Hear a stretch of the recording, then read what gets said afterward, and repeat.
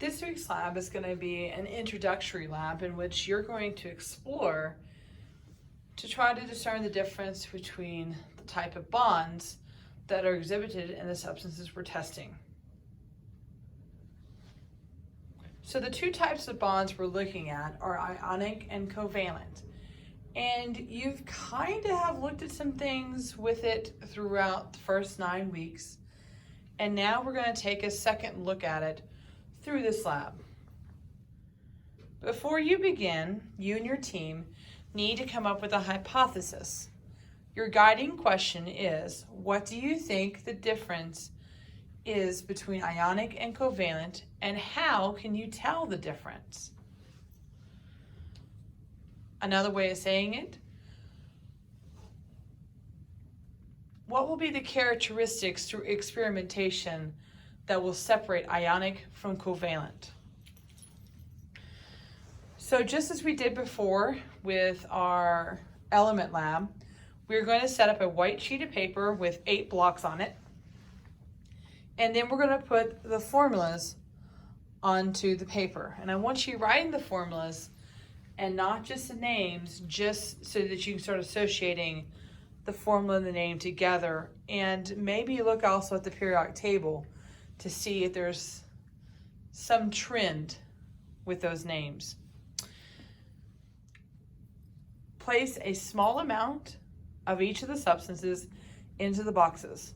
And just as we normally do before, we're going to look at them and make some observations. I would recommend taking a picture and placing it in your data table. For procedure B, I'm going to give you a well plate, and we're going to place a little bit of each of the substances into the wells. This is identical to what I had on the plate, on the paper. So I got my sodium chloride, calcium chloride, sodium bicarbonate, copper 2 chloride, sucrose, starch, salicylic acid, and wax. So the first test we're going to do is solubility test. I would recommend getting a small beaker and a pipette. And we're going to pipette. Put a pipette's worth in there. We'll come back to stir these and see if they dissolve.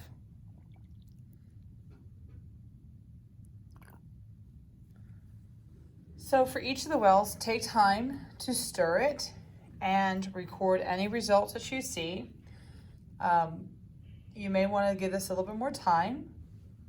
You may want to set this aside and come back to it. There are some substances in here. That you know are going to dissolve. There are some new ones you may not have heard about before or may not recognize in the form that I've given you. But is there a difference between these two sides here? Interesting. Part C. So in part C, we're going to obtain small pieces of foil. They're already going to be pre-cut and placed in the fume hood for you, or in your box of goodies that you picked up in the fume hood. Then you need to take time and go ahead and label with a permanent marker the 8 substances you're working with. Now, make sure you label along the edge. So here I'm going to put NaCl, sodium chloride. Then I'm going to obtain a sample. When you're doing this, you may choose to do it by the relative amount, trying to keep the amount equal between each one, or you could always weigh them to ensure they're all equal sizes as well. Keep in mind you have a small piece of foil to work with. You don't want to get too much, because if they do melt, you want to try to get them moved from the foil to the well plate for the next step. So you'll be needing to use your hot plates today. You're going to turn them on. I would suggest at level 2 or low or no more than medium. Do not place your hot plates on high heat. Do not place your hand on the hot plate, okay? You will be moving your substances to the hot plate and timing how long it takes for them to melt. This is the reason why your foil was cut so small.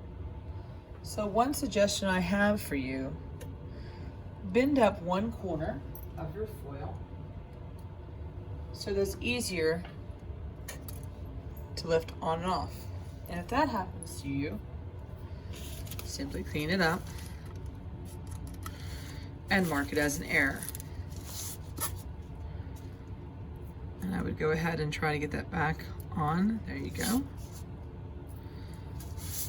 So keep your hot plate clean and your area clean as well, okay? Okay, checking back on our results.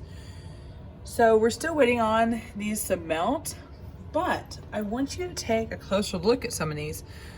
So if I look at my salicylic acid, I've got a little bit of a change going on here.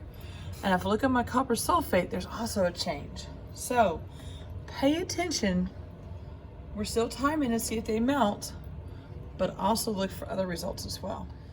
So I went ahead and I pulled my salicylic acid because you really don't want to be smelling it too much. We went ahead and got our results from that, and we're still continuing with the other ones. Again, take time to note. Here's my salicylic acid, and you're going to see those like crystals growing there. So if I try, put the conductivity probe in there, notice it's changed. Okay, so salicylic acid, don't leave it on there too long, just enough to where you can start seeing the growth, and if it starts emitting fumes, go ahead and remove it. So here we have our wax, and it's melting, and so I need to test for conductivity. Now, I need to make sure that if I do it this way, I don't get the foil, okay? If I touch the foil, it's going to conduct. So you can either test it like this and determine if it conducts or not, or B, take it, pour it into a well plate,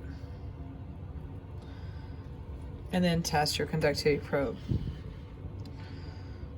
Okay? Because that will remove the possibility of you contacting the foil. So part of the instructions also mentions to also notice if any of the substances that you successfully melted re-solidified, and relatively how long it took for them to get to that point. So the last part of your lab, before you do the last part of your lab, please take time and make sure that you look over your data to determine the difference between ionic and covalent bonds. There are 4 that are ionic and 4 that are covalent. You need to know what those properties are for ionic and covalent based on your experimentation, because in part D, you're going to apply what you've learned. So I'm going to have vials of unknown substances. I'll have a list of what the potential substances could be. And it's going to be your job to try to reason through and figure out what the mystery substances are based on their properties. Make sure as you do part D that you also record how you accomplished your goal. Okay, complete confidence in you. You've got this. Live long and prosper.